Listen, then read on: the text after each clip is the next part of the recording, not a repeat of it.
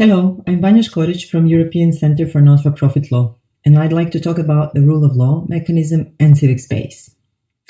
The civic space and civil society are both integral parts of the system of checks and balances that support the democratic system, which is based on the rule of law.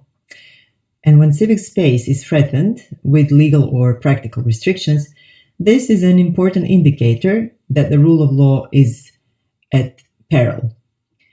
Particularly in the times of crisis, as we see today, civil society is often among the first to respond, to inform, to advocate, and to take action for the respect of the rule of law.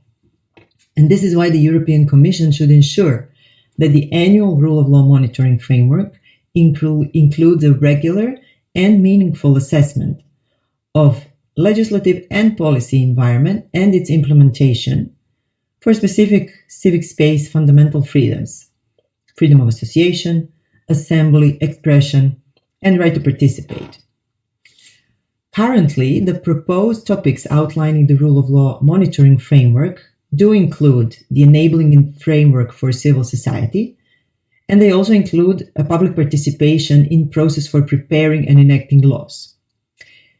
This is what we advocated for, but to make it meaningful, it really needs to include a detailed assessment mechanism that covers fundamental freedoms. For example, this one.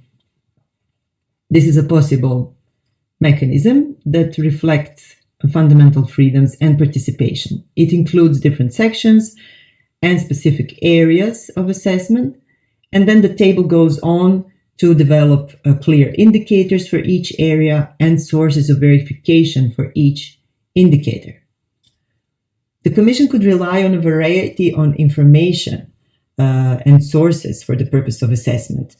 This can include the Member States' reportings, the rulings, reports, and opinions of relevant monitoring bodies, the European Court for Human Rights, reports and database developed by the EU Fundamental Rights Agency, the Venice Commission reports and opinions, ODIHR, the Council of Europe Conference on INGOs, and others.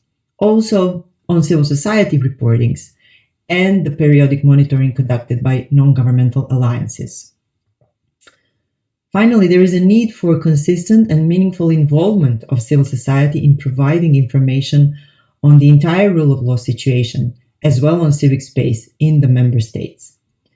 The Commission should establish an alert mechanism to allow civil society actors to promptly warn about serious issues or threats regarding fundamental freedoms that consequently affect also the rule of law. Such alert mechanism could lead to rapid reassessment of the situations in member state and allow for a timely and concrete response and action at the EU level. We hope to see that developed in the further months. Thank you.